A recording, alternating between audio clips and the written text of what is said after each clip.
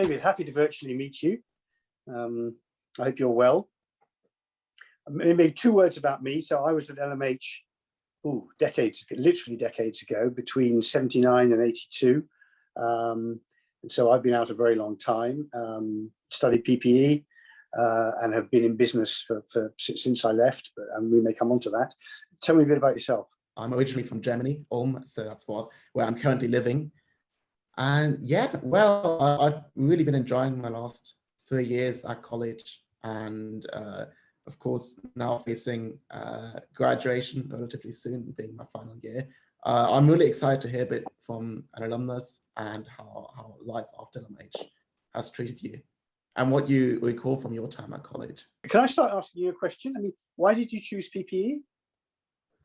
Well, so I sort of chose PPE before I chose Oxford, and then Oxford was more sort of the natural choice because I always felt like a bit of an all-rounder at school. So I felt like being relatively good at a variety of subjects, but then not having anything that I specifically knew that I was going to focus on. So I felt like PPE really gave me the chance to explore those options a bit more. And I think after 3 years now, or 2.5 years, I've sort of got a bit of a clearer idea about what exactly I want to do and where exactly that could take me. So yeah, I think a great aspect of that was probably the variety it offers you, and then also the people you meet on the PPE course. I mean, you probably recall that too, and you probably know a couple of alumni from your time at Oxford that have gone on to do great things. You do meet people of an incredible standard doing PPE, and learning from them, learning with them is a huge privilege. Well, why did you choose PPE? I think the motivations in your time were probably a bit different. Well, actually, some was, I mean, like you, I felt that it was a broad enough subject or series of subjects that you weren't closing down avenues too much. So the breadth and variety that it offered were very attractive. I also felt it was quite rooted in today, or as in back then, because of the various degrees that you could study.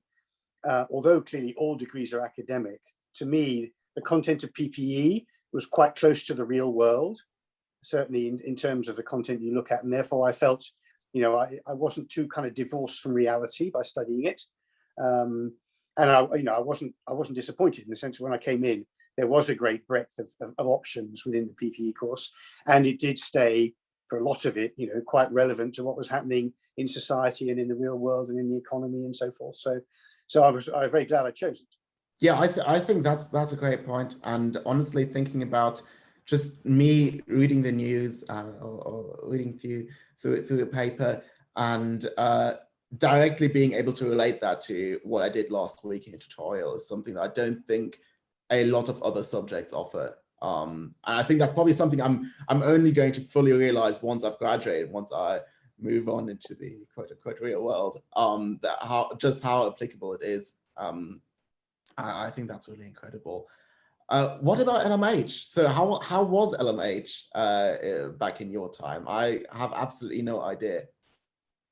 Well, of course, being geographically not in the center, it was very interesting because you were part of Oxford, but you were a little way removed from Oxford, which was actually quite a nice balance. Obviously, you go into the center of the university for lectures or for tutors or for seeing mates or whatever. But when you're in LMH, you've got a bit more sense of space, which I liked. I mean, the gardens, the river, the parks nearby. So that was quite a nice balance, actually. I didn't realize it until I got there, but that was one of the things that made LMH a very attractive proposition. If I'm honest, it also didn't have some of the sort of assumptions that other more grand colleges had. It was quite well rooted in sort of, we're just a bunch of people studying. And so there were, I found it a quite well grounded place. And then, like I'm sure with all colleges, you just meet a great bunch of people, you make friendships. and they're a very important part of your whole life in college. So I think some things never change. The being slightly out of Oxford, but then also having a sense of space is definitely a huge reason why I'm enjoying LMH. I think that's what most people at LMH at the moment would say to you. And people always go on about, oh, it takes ages to go to LMH or go from LMH to the city centre. But once you've got a bike, really, that's not a huge issue. To me personally, actually, having a bike has allowed me to just venture out of Oxford a bit in the weekends and everything, and sort of exploring Oxford beyond that quite narrow city centre, which I feel like a lot of people at central colleges are mostly confined to and spend most of the time there. So yeah, no, I think being slightly out of the centre is definitely a huge plus for the college. Actually, here's a tiny admission. I really only started cycling when I went up to Oxford, and the idea of cycling around the university for 3 years, I'm still cycling now. So 30 plus years on, you know, one of the sort of side effects of being at Oxford and being at LMH made me realise the versatility of having a bike. It was a small thing. But see, that doesn't surprise me, because I know a lot of people at college at the moment who only started cycling when they came to LMH. So yeah, it's promoting cycling very well, which I think is nice. So you said a few minutes ago that you already have a clearer idea about what you want to do. So where are your thoughts on that? Yeah, I think I've become a lot more economics focused, a lot more maths focused. I've found out that I'm really enjoying that, and I've been through like a varied number of career paths, doing internships and exploring those a bit. And because you have a reasonable chance of getting into those doing PPE, because it offers so much variety, you can explore career paths in law, in banking, in research and everything. And I've really been enjoying the research path. So I'm quite focused now on becoming a research economist, and I have a job offer from the Financial Conduct Authority, where I'm hopefully going to be starting. Oh, right, cool. So yeah, that's very exciting, and that's something that I wouldn't have known as clearly after finishing school, that I wanted to do that. So it's good to have a sort of more focused perspective now. Well, you're more focused than I was when I was going through my college, my PPE degree. I started out when I went up to Oxford. My idea vaguely was I might want to be a diplomat, and then that changed completely. And then I decided I wanted to be a journalist. And so through quite a lot of my time there, I thought, well, yeah, journalism's for me. And then by the time I got to my third year, I actually started to get interested in marketing, and I ended up going into business. So, you know, one of the other great things about PPE, as you've said, is it can lead in lots of directions, and that's what happened with me. So, yeah, I was on the journalist path for quite a while as well, especially because LMH, I don't know if it was like that in your time. I think it's more of a recent phenomenon, but it's a very student journalism heavy college. So we have a lot of recent editors of the Cherwell paper went to or are currently studying at LMH. So that's something that naturally sort of attracted me. But then I discovered, oh, okay, maybe I'd rather do something research related. So yeah, no, I think it can lead in many different directions. But how exactly did you go into marketing, and where did that lead you, and how did it lead you to where you are now? Well, you know, partly it's because the way companies approach students, which I'm imagining still goes on. You know, I mean, fortunately, with the reputation Oxford has, you know, where students are still fairly in demand. So certainly true in my day that you start, by the end of your second year, you're starting to respond to, okay, you may not be making a job choice, but you're at least looking at what the opportunities are that companies present for internships and so forth. And I did a 1-week internship just exploring marketing, which really struck home with me. So I kind of looked into a few more options, and I think one of the reasons I went into marketing was because at heart, marketing is about curiosity. And the great thing about studying at Oxford and studying PPE is it really develops how to take your curiosity down paths that can be really satisfying. And it's still true for me today. And I would argue to anybody, make sure that the job you go down gives you that chance to continue being curious and showing how you can analyze and interpret, because that's what PPE allowed me to do. And that's what marketing allowed me to do. As it happens, I stayed in the same company for a very long time, which I know is quite unusual. I'm now at L'Oreal. I've been at L'Oreal since the mid-'80s. Really? That's impressive.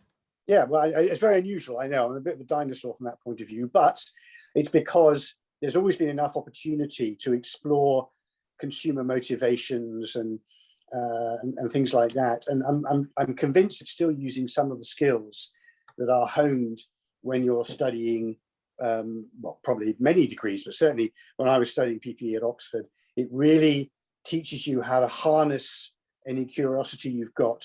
And it gives you the sort of analytical guidelines to then say, okay, here's how you can really pursue a line of thought or challenge a line of thought or look for a new option. So I would like to think that that was something that Oxford taught me, and it's held me in very good stead for many years since. Yeah, well, I mean, you must be doing a very good job, because I'm myself a loyal L'Oreal customer. Excellent. That wasn't even we didn't even set this up. That's brilliant. This video is in no way sponsored by any. Yeah. That's a real coup. It's great to have it. Oh, well, anyway, that's made my day. What I'm actually interested in is, especially because I'm an international student myself, because L'Oreal is quite sort of French English focused and combines those two worlds. How was Oxford like in your time with regards to international students? Did you have a lot of exposure to that? Well, it's probably more now, but I certainly had it at the time. And one of the things I was going to ask you, and I will ask you when I finish answering your question, it's what you do at Oxford aside from the degree. So I did PPE, but I actually joined the French club, and I then ended up running the French club. And through the French club, I met a whole bunch of other students, many of whom were international or had the intention of being international, and including some French people. So, it's not only what the PPE offers you, it's the universe that you enter when you go into Oxford. And by joining the French club, which obviously was nothing to do with my degree, but it was something I fancied doing, and it was a very enjoyable pastime, and it was then also a very enjoyable thing to run. And so by the time I left Oxford, the sort of international dimension was quite well established for me. And it's never left me. In fact, I can say that in my career, I've probably spent 2/3 of my career outside the UK. I'm back in the UK now, but what's been very interesting is that it's back to the curiosity thing, I think, actually. But the people you meet in Oxford, the people you wouldn't meet in your hometown. I come from Kent. I come from a small town in Kent. And one of the things that was a revelation when I entered Oxford is you meet people from all kinds of backgrounds and locations and geographic areas, including international. And it really broadens your perspective, and that never left me as well. So yeah, it's been part of what I took. But going back to you, aside from studying PPE, what else have you been up to while you've been at Oxford? Oh, way too much, I think. I think there was definitely a period throughout my second year, which I think goes for most PPE students, where I was doing all sorts of things, from student journalism to sports. So I did a lot of rowing in second year for the LMH Boat Club. I was part of the German Society, naturally, so there was a lot going on there. And yeah, just exploring a lot of different clubs and societies that are going on in Oxford. I think there must be over 200 at this point. There's so many of them. And I definitely haven't explored all of them, but I decided that there was a time where I just had to explore as much as I could and make as much use as I could of the things that Oxford offered. And I don't regret it at all. I mean, it's definitely incredible how far people have gone to establish clubs and to make their little thing into something that other students can take part in, setting up new student newspapers, setting up new types of sports for people to partake in. I think that's incredible. I think for the the international aspect, especially at LMH, I've noticed that there is such a diversity of backgrounds. I mean, a major part of my friendship group actually is French, or has a French background. I don't know how that happened, just just naturally. But yeah, I feel like that is also something that sets LMH apart a bit.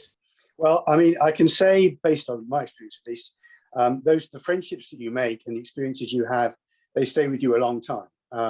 You know, it's a pretty unique part of your life.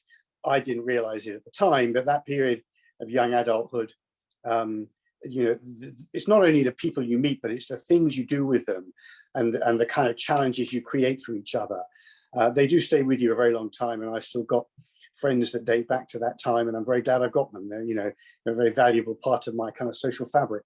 Yeah, it's crazy. I mean, whenever I ask what I call proper adults, quote unquote, about like how did you meet your friends, or how did you meet your current partner, it's always, oh, we met at college, we met at university. And it's crazy to be in that stage of your life where you know those things are going to happen and those people are going to stick with you.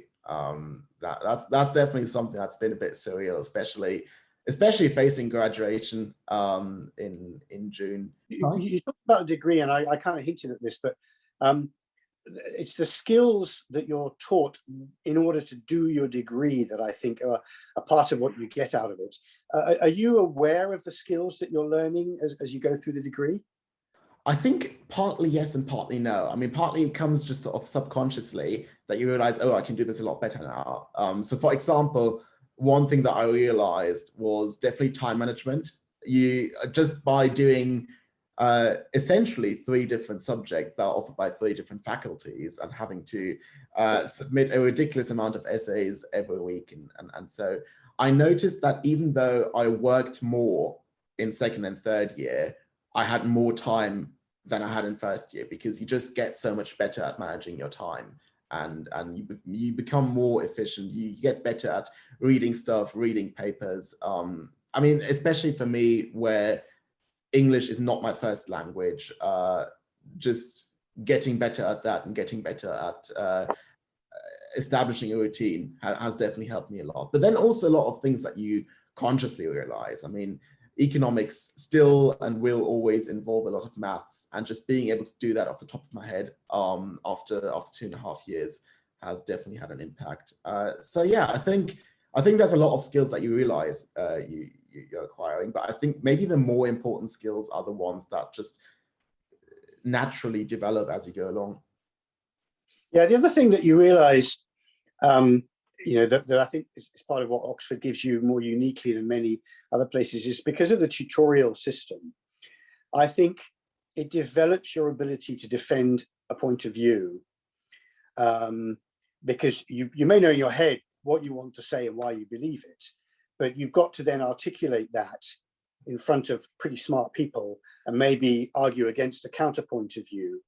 And by the time you come out the other end of 3 years of that, then your ability to be persuasive, to be convincing, to be able to articulate why something seems right or why something seems wrong, that is also something that you take with you into the wider world. Oh, 100%. It sometimes feels like it's in the tutor's job description to tell you you're wrong. But being able to defend yourself against that's such a huge point, definitely. Is there any sort of skills that you acquired doing PPE that you still feel like you're using on a day-to-day basis doing your job? When you've got a large volume of information, it's trying to sift out what's important. Because I can remember, you know, there's so many things you can read as background or as part of doing a topic within PPE, and you're spoiled for choice. There's books and there's articles and there's all kinds of material you can access, and you've got to pretty quickly realize what is it that actually is relevant directly to what I'm trying to say or what I'm trying to conclude. So it forces you, I think, to basically go to the heart of what will really help defend your point of view or get to your conclusion. And that's something you take to pretty much any job, I imagine, where you've got a wide amount of information. You've got to pretty quickly decide what really matters, what's going to make the case. And certainly PPE taught me that. Yeah, 100%. Do you still remember what modules you took doing PPE? Well, I was mainly focused on the politics side.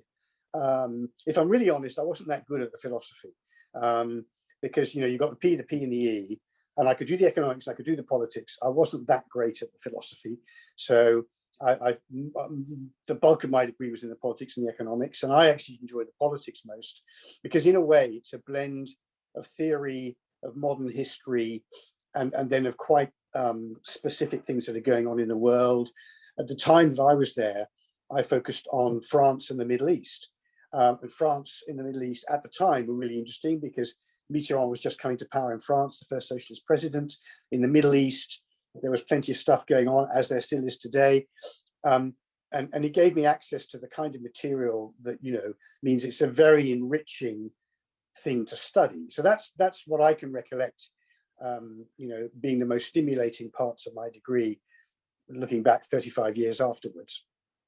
Yeah, I'm also doing a Middle East module in politics. Actually, I did it last Trinity term, and it's definitely been my favorite module so far of all the PPE modules I've taken. Partly maybe because the LMH tutor for it is the course convener and knows a lot about the topic and knows how the course is set up. So that's been a huge privilege, absolutely. One of the things that blew my mind when I was there is the range of knowledge to which you have access when you're at Oxford. I mean, not just LMH, but when you're at Oxford, because almost no matter what area you want to go down, because it presses a button for you in terms of your interest, the depth of knowledge you can access at the university is so damn good. And it's something that I couldn't have conceived of before I went up, because it's not only the tutors, but it's the material that you can dig into to really explore a subject in great depth. It was definitely one of the main parts, sources of enjoyment while I was there. I think the sort of pressing a button in terms of your interest, that definitely resonates with me, and just understanding just how much knowledge there is out there. I mean, the fact that when I learned that the Bodleian Library gets a copy of every book that's published in the UK, that really fascinated me, because I realized just how much knowledge there is contained in those libraries, which is definitely impressive. About your time at LMH, I'm just curious about how things must have been like a couple of decades ago. Do you have like a favorite place or something that you still think about? I don't think I have one favorite place. There was a series of places. It was a long time ago now. I mean, I really appreciated the gardens, almost more than the college buildings, if I'm honest, because the gardens give you space and variety and the access to the river. So that was certainly a strong part of it. And then within Oxford more generally, I mean, because of where LMH is in Oxford, the North Oxford, there's a couple of pubs that were, favourite drinking holes. I don't even know if they're still there, to be honest. Yeah, there's a lot of places you can go to north of LMH. Just thinking about Port Meadow, thinking about Summertown. Within LMH, there is a specific place that I'm not sure if they had in your time. There is a little garden shed in the Fellows Garden, which we call the Shack in LMH. And there's a little garden shed. It's got like a Scrabble set and some lanterns and everything. And you can hang out there at night, obviously when the weather is nice. And yeah, just play games and chat and everything. It's a very nice atmosphere there. That's definitely my favorite place in LMH. But I absolutely agree that the gardens are probably the nicest part of college, and just the amount of space you have. I don't know if LMH is the largest college, but it feels like the largest college in terms of space and in terms of just how far you can actually walk without leaving college grounds, which also makes it feel very safe. So, well, it's good. I mean, you've clearly got a fairly strong idea of what you want to do next. Are the college helping you kind of go down that road? Yeah, I mean, one thing that's been really helpful for me personally is doing the telethon that we're doing every year. So that's a little alumni project where LMH calls alumni and talks about their time at college. Basically what we're doing right now, talks about their time at college, what they've gone on to do, what memories they have of college that they're fond of. And you get to talk to so many people from so many different backgrounds that you really start understanding just how many options you have and how much variety there is. Also, if you have a specific goal in mind, maybe you want to be an investment banker, then you start realizing there's so many different paths to that you don't have to focus on one narrow one. So that's definitely helped me, just talking to LMH alumni and really benefiting from their knowledge and benefiting from their life experience. Yeah, I think it's true. I mean, if I look at the friends whom I've stayed in touch with, the variety of jobs that we've gone into is really pretty wide.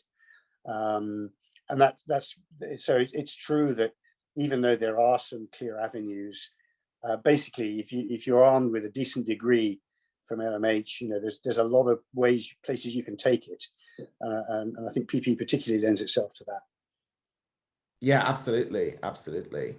One thing that I was wondering about is the job that you're doing at the moment, because it's obviously a very high profile position that I think is really interesting to hear you talk about.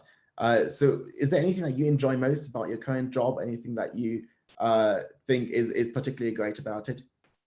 Well, I mean, I would say that in fact, what I've enjoyed the most is the difference in the jobs I've had for the last 25 years, because so I've had various management positions in L'Oreal, and if I started out in the UK, I was a general manager in Holland and I learned Dutch. I did a startup in India and I lived in India for 5 years. I came back to the UK, ran a UK business. I then went to Paris and ran something out of the head office. And now I've come back to the UK and I'm chairman. So there are things in the current job that I like, but above all, what I like is the variety of what I've been able to do in the last 25 years, which means that I'm still exploring. I mean, it sounds a bit corny, but it's true. You know, nearly 40 years after I've graduated from Oxford, I'm still able to find something new to do each year. There's nothing repetitive about it. And that's been the greatest satisfaction. And I think in a way, it's partly something I've carved out myself. It's partly something my employer has provided me with. But I think when you leave Oxford with that kind of a mindset, it really almost encourages you to keep learning. I don't mean learning in a formal sense, but learning in a sort of just finding out more about not only your company or the work content, but the society around you. And I've just been able to carry on doing that. And the different levels of responsibility and in the different countries I've been able to do it in, it's just been a continuous source of learning, which I'm very grateful for.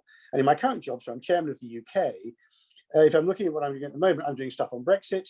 I'm doing stuff on how companies tackle the environmental challenges. I'm doing what you might call more standard governance things about how you run a company properly in the 21st century. And I've got specifically targeted stuff, including 1 or 2 things at Oxford, by the way. But it's still a variety within the job. And okay, I'm lucky enough to do it at a senior level. But it's almost accumulation of those years of doing different things that basically help your brain continue to explore and continue to absorb new things. That sounds incredible, really. Is there anything that you think students that want to go into business or that are looking to maybe take a similar career path should focus on now, or ways they could go into that? Well, partly it's what we were talking about earlier on, which is recognizing the skills that you're picking up. Because I think in the interview process now, I mean, it's great that you're getting a degree from a place like Oxford, but I think it's true to say that alone doesn't count. I mean, it's a great part of the thing, but it's being able to basically demonstrate the skills that you've picked up, either you have innately or that you've picked up as a result of your studying experience. Because I think employers want to know, what kind of a person am I going to engage here? You know, how good a listener are they? How good an analyst are they? So it's quite a broad set of skills, and I think it's worth spending some time realizing what the degree process, but also the social environment in which you've been in has enabled you to become. Because that certainly was true for me. I imagine it's true for you as well. Absolutely, absolutely. No, I think that's great advice. That's definitely something that I think I'm going to focus on a bit more, sort of trying to really understand what exactly I'm learning beyond the academic side of it, because so far it's always only felt like, oh, that's something that's naturally developing. But it's really good to hear that's got some real life applications and some real usage. I think one thing that I'm still very curious about is just life at LMH a couple of decades ago, because it feels now like it must have been so different in your time. Well, you know, I'm not so. I mean, there was no social media, so we didn't have mobile phones, and that's probably the single biggest difference. But I think the variety. When I heard you describe your second year, you know, I did sport, I did clubs, I went to sort of interesting talks at interesting places by interesting people that came to Oxford to speak. And I did my degree, and I socialized with my mates at college, and I tried to have a girlfriend, and, you know, all the things that you normally do. So I suspect a lot of that is similar in terms of drive, and it may be that the look it has is different because you're in 2021 and I was in the 1980s. But I think what you're trying to get out of it is probably pretty similar. I mean, if I remember my second year, I rode, I did a bit of tennis. I had the French club. I'm sure there are various pretexts for drinking. And I enjoyed bits of my degree as well. And, you know, you meet friends and then you go do things with the friends, sometimes in the vacations as well, you go off traveling or whatever. So it's the overall blend of all of those things. That sounds really good. I mean, I hope it's going to be like this in a couple of decades from now, 2030, 2040. Yeah, maybe at that point I'll be in a position to do this sort of conversation with someone who's studying at college. It sounds very exciting. Well, look, it's been great talking with you, David. I think we've probably reached the end of our sort of exchange, and time is starting to creep up on us. So I think we probably ought to say I've really enjoyed the exchange, and if you wanted to lead anywhere else, don't hesitate to get in touch. I'm, you know, very available, and I wish you all the best. Though you sound as if you're pretty set on where you want to go, so I'm sure it'll all work out. But I hope it all does work out for you, and if I can help at all, feel free. Thanks so much, Geoff. That really means a lot to me. I'm definitely going to stay in touch. And yeah, thank you so much for taking the time for doing this conversation. I mean, I suppose your schedule is probably a lot busier than mine. So I really appreciate it. It's been lovely talking to you.